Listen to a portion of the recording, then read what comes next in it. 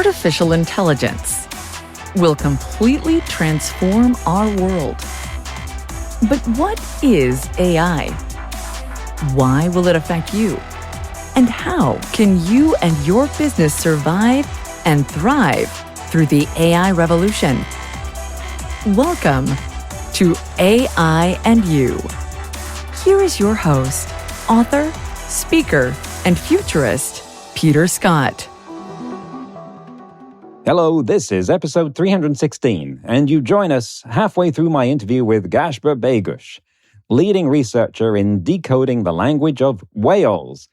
He is Associate Professor of Linguistics at UC Berkeley and the linguistics lead at Project SETI, that's Cetacean Translation Initiative, applying advanced machine learning and state-of-the-art robotics working in the Eastern Caribbean. In his Berkeley Biological and Artificial Language Lab, he also builds the most realistic models of human language learning. He's been featured everywhere from the BBC and The Guardian to Time, The Atlantic, and National Geographic. Last week, we had a fascinating backgrounder in linguistics, then talked about what's fascinating about whales, comparing them to other vocalizing creatures like dogs and parrots, talked about communicating with aliens and interspecies communication and what language even means for whales. This week, Gašper is going to introduce us to his whale family, talk about how we know whether translations are correct, what's going on in the neural nets that decode whale language, and the role that generative AI has played, the robots that they use, and whale emotions. So let's get back into the interview with Gašper Beguš. Do you go diving and try and see things from the whale's point of view, get into their minds? No, well, we try not to disturb them, but I do go. We have a station with Dominica. We have 10 people in Dominica who are local and they are running the operations. I go there almost every year and we know the family now. So we know the whales by name, we know the unit, we have followed them for a long time. And so it's a special moment because it's not just any whale. This is Pinchy, this is Rounder, this is Atwood. I know Atwood, I know Pinchy because I've been listening to her at home. This is this chatty grandma. That is my favorite. She has very clear vowels. And so you're making some sort of relationship by trying to understand and listen to them. And while I don't dive, actually, I try to observe them and listen as much as I can and try to understand what is going on in their worlds. You mentioned about the ancients and wondering how much we had in common with them. And it just reminded me of this account that I read of unearthing graves of some people that lived, I think it was 6,000 years ago. And, I'm thinking about them and wondering, how much were we like? Could we have a conversation?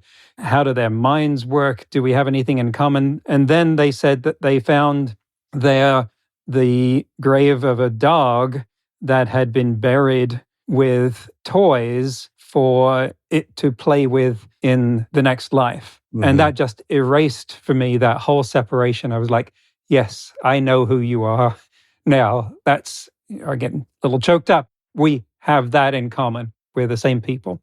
Yeah. How close are we to being able to use the word translation? How close am I to having Google Translate for whale? Well, that's an interesting question. As I mentioned, first we need to do the first step in the homework, which is understand what the pieces of the puzzle are, and then also really understand how to represent the world. And I think once that is well done, now we have this thing that is called artificial intelligence. And one of its advantages is that it's not human, right? It's this general purpose neural pattern discoverer in a sense. And that is powerful because to understand another species, you have to step outside of your human biases, right? So for me, that was the timing issue, right? Think of it, they are very slow. Their heart beats 3 times per minute. They have slow way of going about their lives. And there might be other things that AI could help us because it can see things that are not necessarily meaningful to us, or it can uncover things that we might not see. Now, the problem there is that even if I had a perfect Google Translate for whales, I would still not, as a linguist, I would still not be satisfied. Because then you have to validate, right? You have to understand, oh, are they actually saying this? Or is Google Translate just picking up on a lot of context and it's observing these whales and it's inferring and it's, doing these things that would not satisfy me as a linguist. So it would definitely be helpful because then I could go and really check everything. But I would still need to check and understand, okay, how complex are their sequences and what is a word? What is, do they have something like nouns or verbs or anything like that? And I think that would be very fascinating. But I think once we have those two steps in the homework done, I think it might be really exciting to see if we can make some pairs. And it's not completely inconceivable that we would make them. And can you be sure that it's right before you've acquired the ability to talk back? Because that's how we know whether human translation is working. That's a really interesting question, yes. So the theory group at Project SETI has a paper where they argue theoretically that we can be sure from observational validation only. Also, one has to be a bit careful with playback experiments, right? Because before you know what you're talking about, it's difficult to minimize risk. So we actually co-wrote a law paper on what it means if animals have language and what it would mean if we discover that with AI. But we also in that paper discuss the importance of being cautious and minimizing risk. And before you know what you're talking about, or before you know what your AI model is doing, it's very difficult to minimize risk. And there's also the moth at NYU Law created this guardrails principles for talking to whales because, you could communicate something unintentional. I think you can do it with a lot of data that we're collecting. I think you could be pretty sure. There might also be cases where, we can observe they talking to each other and inferring meaning from that. But I think we're, in a sense, far away from being able to speak to effectively. And I don't even think that that's the goal. I think the goal is really first to listen and then try to learn as much as we can. Sound principles when exploring any relationships.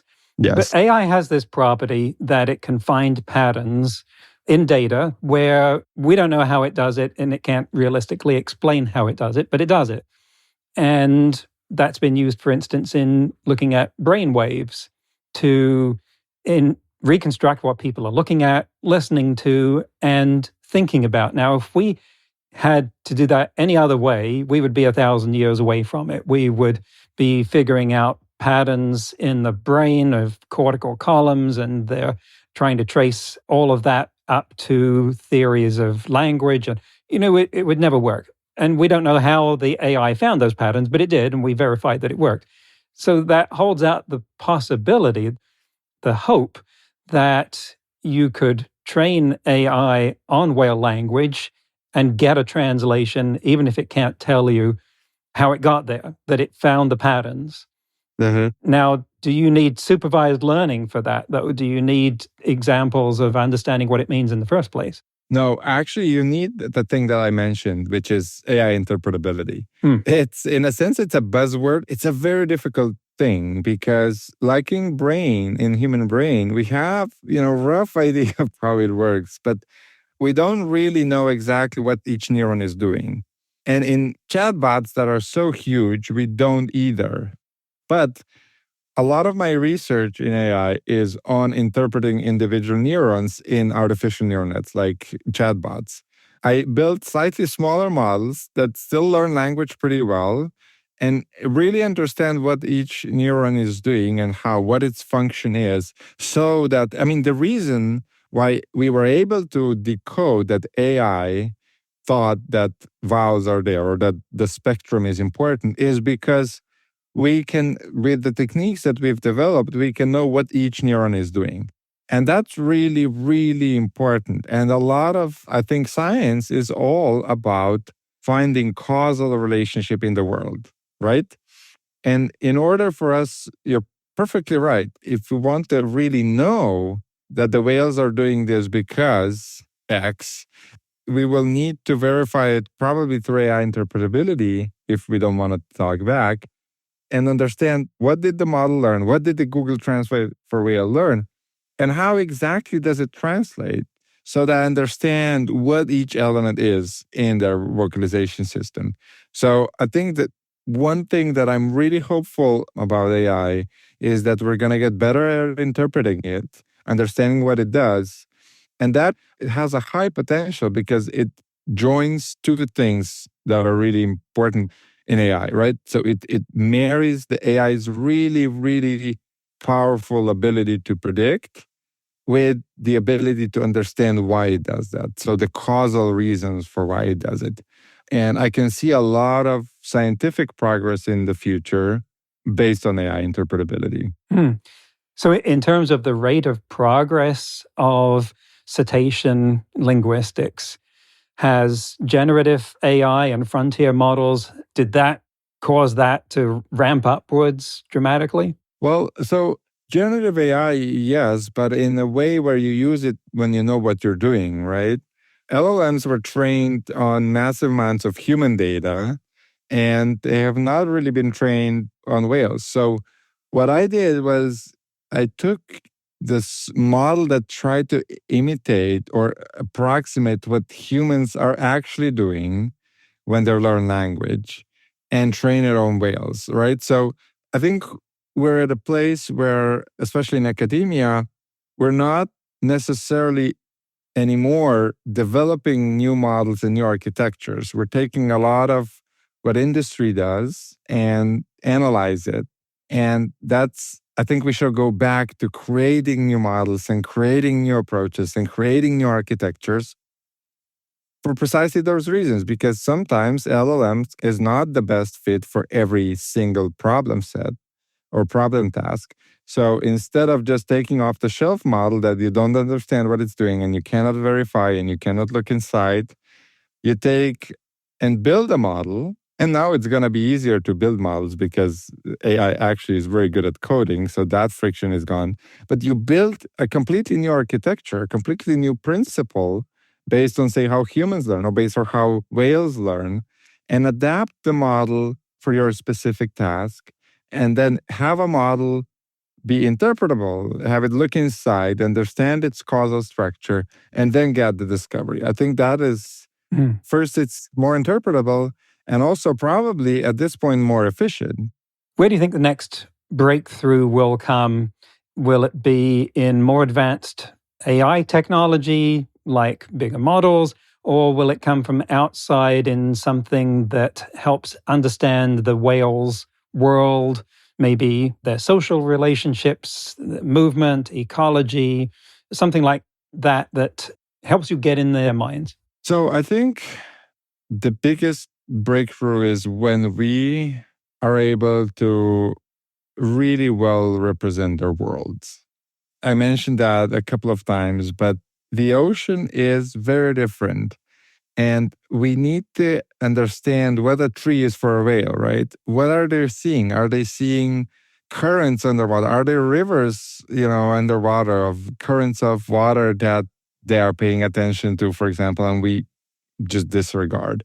I think there are a lot of these things that we're like for whales, we're just not paying attention to. And once we do that, with the help of whatever tools, I think it's going to be a combination of soft robotics, of sensory systems, and then maybe an AI model that will be effectively able to represent their worlds, maybe from echoes of their echolocation clicks. And so once we have an understanding of how their lives work, then we can make that crucial connection like it exists between our language and our worlds, right? So when I say a red apple, you know what a red apple is, and you can imagine it right now. And I've moved my muscles so that the sound that you hear carries the information of the red apple. And so that junction between the language and the form and the real world is there. For us, it's obviously easy to see. But if you imagine, like one analogy I'll give is also human babies, right? Or Alex the parrot, right? They're born in this world And they hear this weird communication system, which is language. And they, learn about the world, but they also need to learn language. And to them, in a sense, every baby is an alien. It's a tabula rasa. It's a developing neural mind that needs to learn to make sense from these weird vocalizations that it starts hearing. And for Alex, it was the same, right? The parrot was trained, or your parrot needs to make sense of these weird alien species that is communicating around them. And I think maybe we should source a little bit of innovativity from babies and other animals as well. And that was definitely the case in my case, right? In our models, the models were inspired by the way babies learn. And I think that's a very powerful principle. And maybe that's where another breakthrough lies in this kind of a combination of approaches. Well, talking of babies, when my daughters were born, I followed them very closely because I wanted to see this magical moment when language came in. And it was disappointing because, of course, it happened, but there was no insight as to how they did it. This thing which is happening at a fundamentally different level in humans from other species, at least in my perception.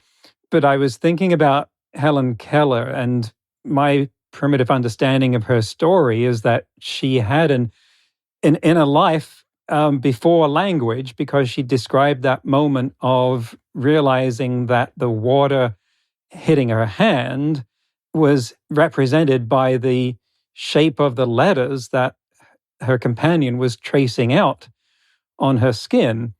And that seems like it must contain some amazing information for linguists. Is there anything there that's useful? Well, there are two models of how language and thought or inner lives are connected. And one model is that complex thought and language are the same thing, that you cannot have one without another.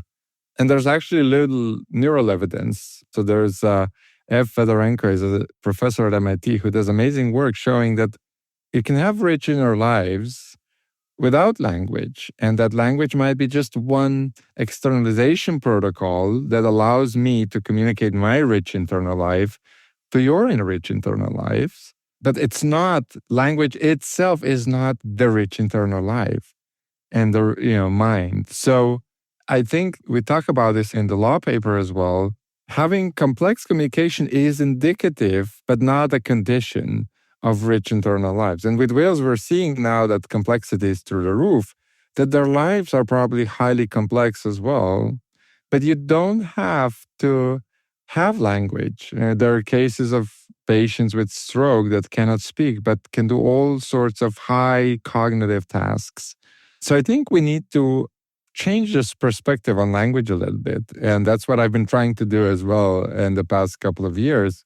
Not to think of language as this set of complexities or rules or structure, but a process by which we informatively imitate or imagitate. I think we learn language by imitation and imagination, and it needs to transmit meaning.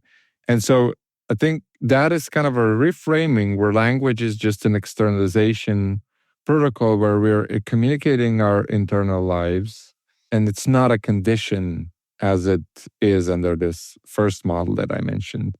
But if you take that perspective, then language is beautiful because it allows you to channel to somebody's internal world. And I think of whale communication in a similar way. And I hope that sometimes they offer us these clicks, these beautiful clicks, offer us the window inside their lives.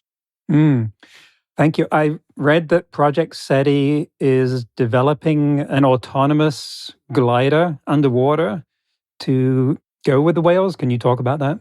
Yeah. So we're developing a network of gliders that will gently listen to whales, right? So now we have technology where you can have an underwater glider that doesn't have its own propeller, so it's quiet. And with machine intelligence, you can predict where the whales might go and follow them and listen to them. And you can have many of them. And so it's a collaboration between hardware, roboticists, machine learning people, theory people, linguists. So everyone on the team, we're trying to devise kind of whole network of underwater sensing in order to listen to this intelligence. Amazing. Well, a lighter note here.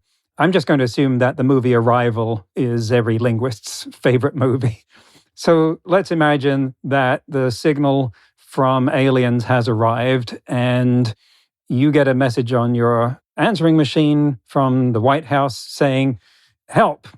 Do you return the call? And what would you do? I definitely return the call. I mean, who wouldn't? What do I do? You know, you look, in a sense, you look at the playbook for whales, right? What did we do? First, you need to understand what the pieces in the puzzle are. And you try every possible tool. You try your own linguistic tool. You try the ancient historical reconstruction tools, methodologies that were developed 200 years ago. You try to understand how I can get inside these creatures' minds, or like, is there something in the signal that allows me to understand? Is there structure? Is there something more than randomness? Can I use AI models with interpretability to see what does this other intelligence learn about this system? I think one thing that we need to understand is that humans are extremely smart too. We are very smart. We're very good pattern discoverers. And so I would approach it as a kind of collaboration between my human intelligence and my human intuition and my human insights. And probably I would take an AI model that is not human, that is not limited by its biology, that can sense and discover all sorts of things, and make a collaboration between the two and try to see, with a combination of human and non-human approaches and biases, can I make some progress? One funny thing about this whole enterprise when we were doing this on whales is that I used AI with the idea that, okay, let's use AI so that it can find that non-human aspect, right? That non-human element in whales, right? That alien. Let's see, can AI observe something that I would not because it's so non-human, it's so alien to us.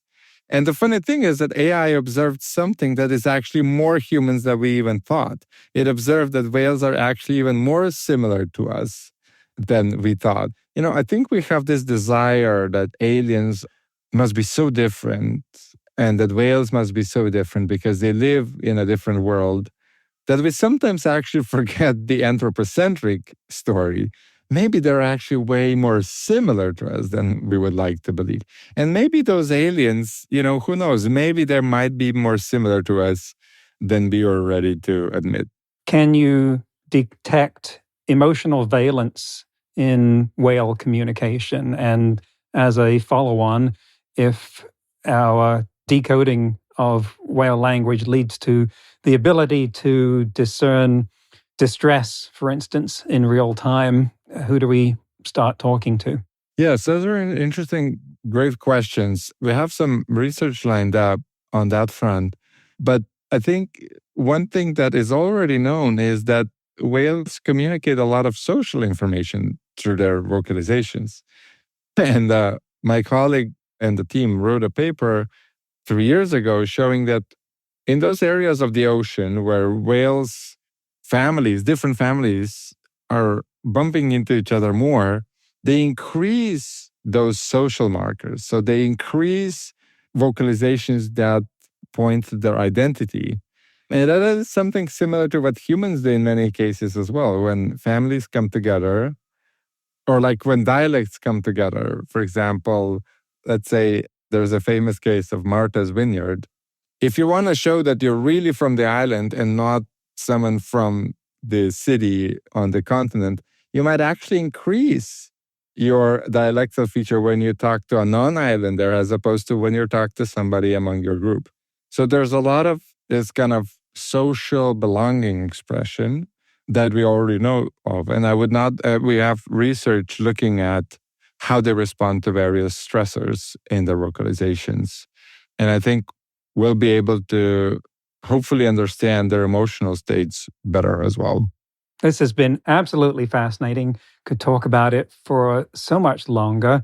What can you tell our listeners about where to find the work that you've been doing, more about Project SETI, whether they take donations, what else you'd like them to know and how they can get involved. Well, the most of the information is available on projectseti.org website. All our papers are there. There's a campaign, Listen to the Whales, where you can actually experience their vocalizations. You can listen to them. You can see how they look like. I think that's really powerful. That's probably the best way to start, is to actually just listen to them. There's lots of papers that we've been publishing, a lot of media attention. So I would start there. And I would start by just looking at the data and listening to whales. Because before you actually experience them, it's difficult to know what they actually are, what they're like. And to me, that was definitely the case. I spent enormous amounts of time just listening to them, going through every click that we have recorded, especially before we were looking at the vowels, to really get an understanding of how their language and speech sounds. So I think that's how I would start. I look forward to a future episode when we can have a third participant from underwater, but it does make me think how much I would have to learn first about what it's like to be a whale, which kind of evokes Thomas Nagel, or what it's like to be a bat. The consciousness of a whale, I think I'd have to learn a whole lot more about what it means to live and love and reproduce underwater before that conversation could be meaningful. But I hold out the hope that that becomes possible one day. Yep. Thank you very much, Gašper Beguš, for coming on AI and You. Thank you so much. That's the end of the interview. All of this is far bigger than talking with whales. The possibility of decoding patterns that represent an alien symbology, not something grounded in the familiarity of human experience, has ramifications far outside that field. But what responsibility does it impose on us to be able to understand the translation? How do we have to change to be able to do that? A small parallel would be with a person from a privileged background trying to understand what a person from a non-privileged background was saying. They might see or hear words that were familiar to them, but the context in which to interpret them fairly would be critical. In today's news ripped from the headlines about AI, the White House is in talks with OpenAI over the U.S. government taking an equity stake in the company, with shares potentially going to a public wealth fund for giving Americans a share of the dividends of the AI boom, much like the Alaskan or Norwegian oil dividends. One assumes this would or should be duplicated over equally sized AI companies. My take: this is an interesting approach to solving the problem of capital concentration caused by automation moving capital from labor to investment, which we have talked about frequently before on the show. And it is at least an idea for how that redistribution should work for supplying a universal basic income. But a successful implementation of that would be one of the most revolutionary changes to capitalism and requires far more care and attention than just grabbing a piece of an IPO. And I have little confidence that if it goes ahead, it won't result in an embarrassing debacle. Let's see.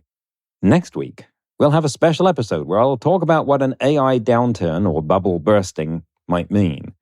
That's next week on AI and You. Until then, remember, no matter how much computers might learn how to do, it's how we come together as humans that matters. That's all for this episode of AI and You. Please leave a rating and comment and share with your friends. Get the book Artificial Intelligence and You and see more videos and articles at aiandyou.net. That's aiandyou.net, where you can also send us your questions. Thank you for listening.